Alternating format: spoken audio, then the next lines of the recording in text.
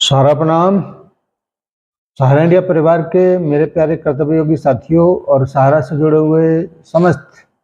सम्मानित निवेशकर्तागण का एक बार फिर से 30 अप्रैल बहुत महत्वपूर्ण दिन था और ऐसा लगता है कि सहारा के कार्यकर्ता और सहारा का निवेशकर्ता एक और परीक्षा से गुजरने वाला है कि आज अगर कुछ होता तो शायद आपको राहत भी मिल जाता और आपके चेहरे पे मुस्कान भी आती। लेकिन कोई बात नहीं है, अगर इंसान को आगे बढ़ना है तो पीछे जो छूट रहा है उसको अगर बार बार मुड़ के देखेंगे तो निश्चित रूप से दर्द होगा। और वैसे भी हमारे कार्यकर्ताओं के पास इतना बड़ा जिगरा है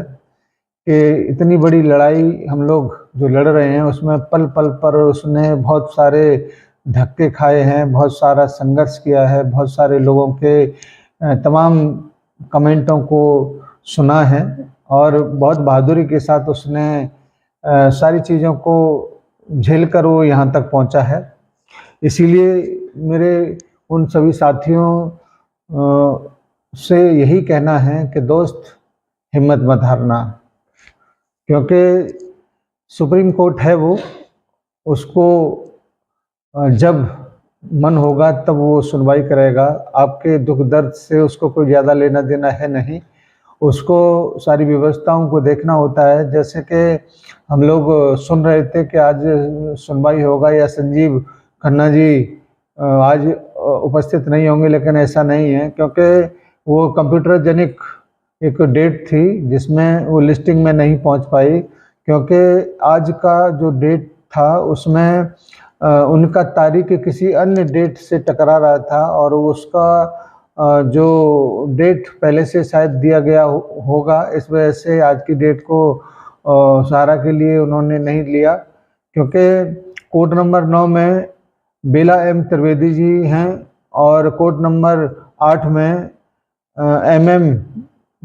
चंद्रेश जी हैं और कोर्ट नंबर 1 में चीफ जस्टिस ऑफ इंडिया आज सुनवाई कर रहे हैं अलग अलग केसों की, जिसमें सहारा का केस नहीं है। और इसी वजह से अलग अलग बेंचों में उनका नाम था, इसी वजह से आज सहारा के बेंच जो गठित है उसमें वो सुनवाई नहीं हुआ। लेकिन ऐसा मुझे प्रतीत होता है कि 2-4-5 दिन के अंदर ही इस मामले को लेकर कोई न कोई डेट आपके बीच में आ जाएगी और उम्मीद करते हैं कि 1 मई है कल और 12 मई से पहले, जो 12 मई चीफ जस्टिस महोदय की रिटायरमेंट का दिन है, उस दिन से पहले कोई न कोई डेट पड़ेगा और उम्मीद ये किया जा रहा है कि वो अब तक का सबसे महत्वपूर्ण डेट हो सकता है। क्योंकि जो मध्यस्थता के माध्यम से या सुनवाई के माध्यम से या जरह के माध्यम से जो कुछ भी अभी तक हुआ है, अब उसका केवल एक निचोड़ आना बाकी है। और हम लोग पिछले 12 साल से अगर 14 साल से अगर कुछ संघर्ष कर रहे हैं तो अभी जितना भी समय बचा है उसमें वो संघर्ष कोई मायने नहीं रखता और वो निश्चित रूप से हम लोग हंसते मुस्कुराते जरूर उसको काटेंगे, क्योंकि और विकल्प हमारे पास है नहीं। अब इसको लेकर आप अगर अपने दिमाग में थोड़ा सा फितूल रखेंगे, थोड़ा सा टेंशन रखेंगे तो बहुत मुश्किल होगा।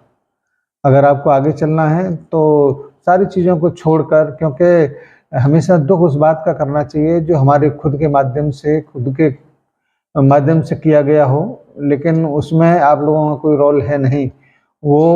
सुप्रीम कोर्ट और सुप्रीम कोर्ट का ही रोल है, उसमें आप कुछ कर नहीं सकते। इसलिए उसके पीछे आप अपने दिमाग को ख़राब करना या गलत कमेंटबाजी करना या लोगों से बात न करना या बहुत सारी बातें आप अपने मनो मस्तिष्क पर लेके बैठ जाएंगे और फिर थोड़ा सा मूड ख़राब होगा तो कुछ उल्टा सीधा बात भी आप लोग बहुत सारे लोगों के साथ में करना शुरू करेंगे। इसीलिए आपके बीच में आज इस वीडियो को लाने का ज़्यादा कोई उद्देश्य था नहीं, लेकिन आपको समझाने का काम है, क्योंकि मुझे कोई फ़र्क नहीं पड़ता वीडियो लाएं या न लाएं, लेकिन फ़र्क मुझे केवल इस बात से पड़ता है कि अगर मेरे साथियों को कोई अपडेट न मिले, मेरे जूनियर कार्यकर्ताओं को कोई अपडेट न मिले तो निश्चित रूप से वो ज़रूर परेशान होते हैं। उन्हीं सारी परेशानियों को दूर करने के लिए हम छोटा-छोटा सा ये वीडियो बनाकर आपके बीच में रखने का प्रयास करते हैं। बहुत सारे लोग इसको एप्रिशिएट भी करते हैं, लेकिन बहुत सारे लोग कंडम भी करते हैं और ऐसा ज़ाहिर-सी बात है 100% संतुष्टि किसी की नहीं की जा सकती, क्योंकि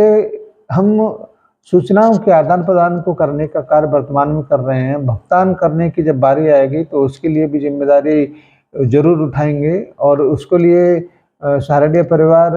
ने क्या प्लानिंग कर रखा है, क्या है, ये तो भविष्य के गर्भ में छुपा हुआ है। इसके बारे में आज बात करना शायद ठीक नहीं होगा, लेकिन इतना ज़रूर है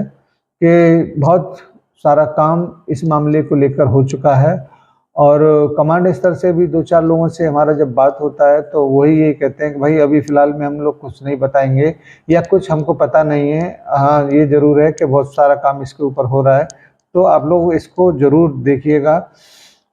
इसमें आप लोगों को भी यही समझना है कि थोड़ा-सा हिम्मत और बना के रखा जाए। बहुत सारी चीज़ें आप लोगों के सामने अभी आना बाकी हैं, क्योंकि मुश्किल दौर में जो मुस्कुराए उसी को इंसानी जज़्बा कहते हैं। अगर मुश्किल दौर में अगर बिखर जाएँ तो उसको कहाँ इंसान कहते हैं। आप भी सहारनपुर परिवार के वो कर्तव्योगी साथी हैं जो हर मुश्किल से लड़कर जीतना जानते हैं। हम लोग निश्चित रूप से आने वाले समय में कुछ नई सूचनाओं को लेकर आपके बीच में आएँगे, जैसे ही सुप्रीम कोर्ट के माध्यम से कोई नई खबर मिलता है, क्योंकि अब मुझे लगता नहीं कि जल्दी-जल्दी आने से या कुछ इधर-उधर की खबरों को आपके बीच में रखने से भी कुछ फ़ायदा होगा, क्योंकि आपके दिलो-दिमाग पर केवल एक ही बात है कि जल्दी से इस मामले को सुलझा लिया जाए, जल्दी से इस मामले में डिसीजन आए और हम लोग भी यही चाहते हैं कि बहुत कुछ हो गया, बर्दाश्त से बाहर का बात हो गया सब लोगों के लिए। अब कब तक हम लोग लोगों को धैर्य बाँधने के लिए कहेंगे, हिम्मत बनाने के लिए कहेंगे। वो भी तो कहते हैं ना कि यार कब तक हिम्मत बाँधी जाए। आप लोग इतने सालों से ये सब कुछ करते चले आ रहे हैं, तो उनका भी कहना जायज़ है और मैं आपको यकीन दिलाना चाहूँगा कि आपके जो भी कमेंट होते हैं, उनमें मैं बुरा नहीं मानता हूँ और मुझे ऐसे लोगों से एप्रिशिएट जो करते हैं, जो अपनी बातों से, अपनी कमेंट से, वो उनको मैं एप्रिशिएट करता हूँ और वो हमें एक जज़्बा, हौसला जो देते हैं, उनके लिए मैं सैल्यूट करता हूँ। आप सभी बहुत सारे साथी हमारे अपने ही अंग हैं। सहारनपुर परिवार के साथ में हम लोग पले-बढ़े हुए हैं, क्योंकि